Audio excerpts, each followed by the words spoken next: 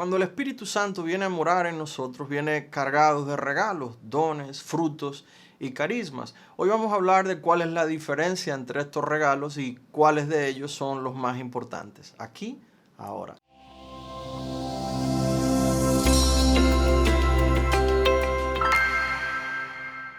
Este video viene después de dos que hice sobre la persona del Espíritu Santo y la idea de darle este orden es que es más importante conocer al dador de los regalos que a los regalos del dador. Siento cierta urgencia de hablar de los carismas, pero para serle fiel a esta idea de empezar primero por lo más importante, entiendo que hay que hablar algunas cosas acerca de los dones y los frutos antes de hablar de los carismas. Lo voy a hacer de una manera general, o sea que no vamos a entrar a cada uno en detalle. En la tradición de la iglesia se suelen identificar tres grupos de regalos que Dios nos hace a través del Espíritu Santo: los dones, los frutos y los carismas. Y la iglesia nos enseña que el orden de importancia que ellos tienen es ese: primero los dones, luego los frutos y en tercer lugar los carismas. Pero hay que tener mucho cuidado al hablar de importancia, porque normalmente la gente entiende que cuando decimos que algo es más importante que otra cosa, es lo mismo que decir que esa otra cosa es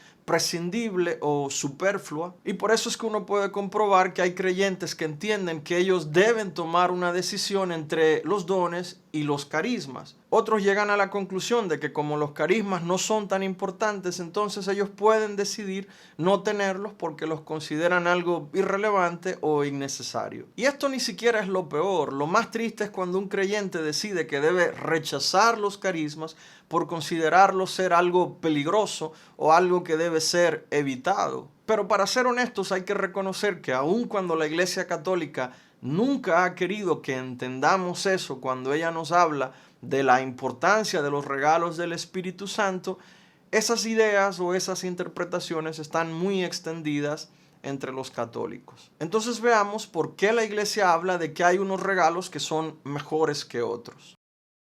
Los dones del Espíritu Santo son un regalo que Dios nos hace infundiéndolo dentro de nosotros en el alma. Los dones son 7 y aparecen listados en un pasaje del profeta Isaías, a saber, sabiduría, inteligencia, consejo, fortaleza, ciencia, piedad y temor de Dios. Este conjunto de regalos es como una especie de organismo sobrenatural interior que Dios nos da para que nosotros podamos responder a sus impulsos de una manera más orgánica, como con poca fricción. O sea, son una realidad permanente que no solo se queda en nosotros, sino que nos transforma en lo más íntimo de nuestra persona. Ellos están íntimamente relacionados con la gracia santificante, o sea que no solo nos capacitan para poder hacer el bien, sino que nos permiten podernos relacionar con Dios, tener comunión con Él cuando Él viene a morar dentro de nosotros. Cuando la Biblia dice que somos una creación nueva o que hemos nacido de nuevo, no lo dice como haciendo poesía, como si dijera una mentira, sino que Dios realmente ha creado una realidad nueva en nuestro interior y a través de ella nosotros podemos tener comunión con Él. Luego están los frutos, que como su nombre lo indica son un producto, como resultados concretos de la obra de santificación que el Espíritu Santo logra en nosotros. En la tradición de la iglesia se enumeran 12 frutos, pero en la cita bíblica que se suele usar como referencia, en algunas traducciones solamente aparecen listados 9.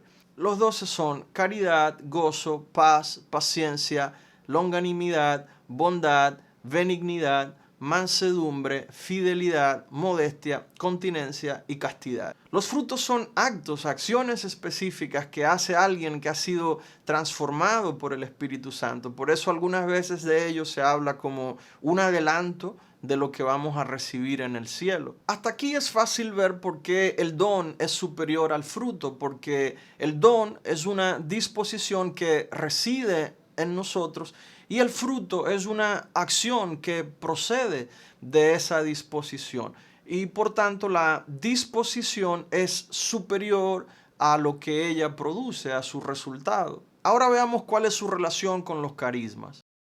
Los carismas son manifestaciones sobrenaturales que el Espíritu Santo hace a través de nosotros, pero con la intención de que su beneficio lo reciba otro. A diferencia de los dones y los frutos, la Iglesia no cita un número fijo de carismas porque ellos tienen múltiples formas y porque son innumerables, pero en el texto bíblico que se usa con mayor referencia para hablar de los carismas, allí se citan 9.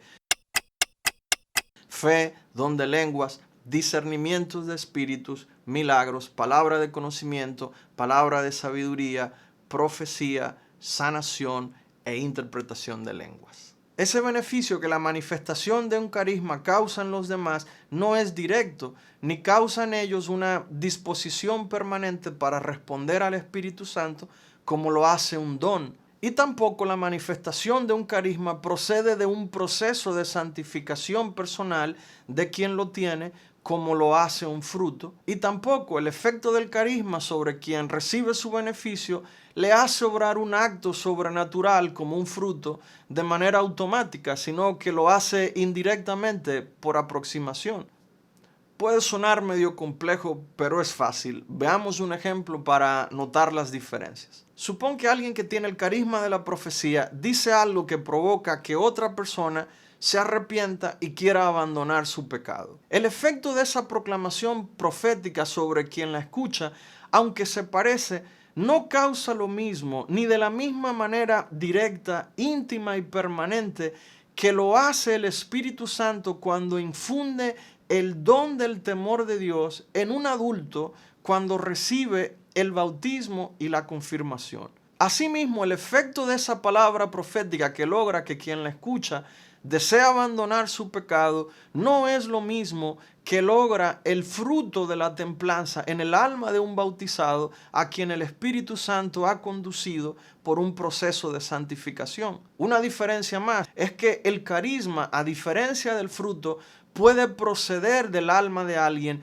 que no está en el estado de gracia. Puede proceder el carisma a través de alguien que ha renegado de su proceso de santificación. Por eso en la Biblia Jesús le puede llamar agentes de iniquidad o hacedores de maldad a personas que lo reconocen como el Señor, que profetizan y hacen milagros, sabiendo Jesús que estas tres manifestaciones son manifestaciones del Espíritu Santo.